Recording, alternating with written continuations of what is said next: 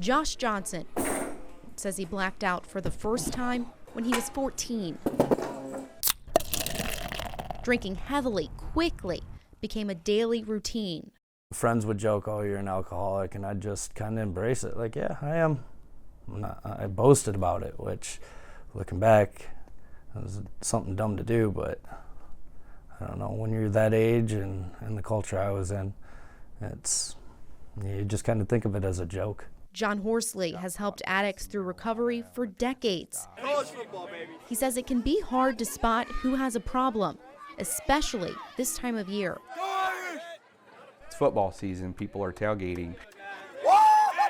So it's not unusual behavior for people to drink a large amount of alcohol before the game. Horsley says alcohol addiction is becoming more common. Through it all, through methamphetamine, through cocaine, through heroin, alcohol still remains the biggest problem.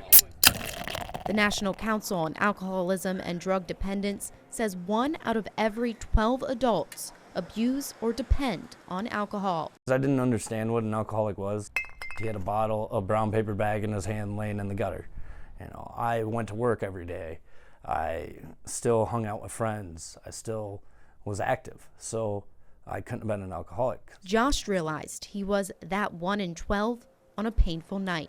I was actually on a bender, partying with friends, and I had gotten home that night, and I had actually hit a really low point in my life, and I didn't want to continue living anymore. And somehow I got so inebriated that I passed out. And I woke up the next morning and I could barely move. I crawled out of my room, slid down the stairs, and went to the fridge to try and drink more just to make the withdrawals go away, because I knew that was all I could really do.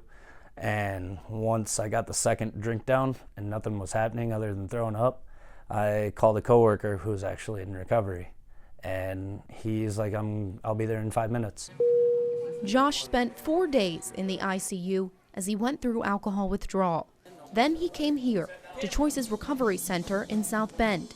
He's been here for 35 days, and now it's graduation day. I've never graduated anything in my life. I was a high school dropout. I got my GED, but I never got that ceremony. His 2 sisters, one of their boyfriends, and the friend who drove him to the hospital are on their way from Iowa to see him get that certificate. It's never gonna get to be alive, right? Yeah! But as the ceremony starts inside, Come on. Josh is still waiting outside for his family to show up. While he paces, he realizes with sobriety came patience. 2 months ago, I would have been fuming and freaking out, but come a long way. There they are. Luckily, he didn't have to wait much longer. Hi, guys. It's a hug that just feels different. I enjoy everyday life now, like from the colors to listening to songs I've heard a million times. They sound better.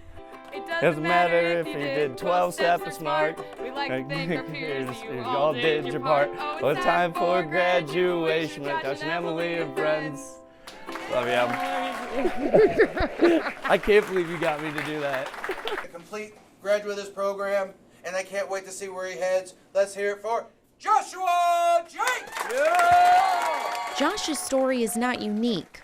Horsley says abuse peaks between 18 and 25. When people are teenagers and they're using, there's more of a view of, wow, we don't have a serious problem, but it's, kids will be kids, kind of thing. So people are a little less aggressive to get it dealt with. There's only 2 days out of the year that you can't do anything about, and that's yesterday and tomorrow. At 29, Josh has dealt with it, but he knows a certificate is not the end of his struggle.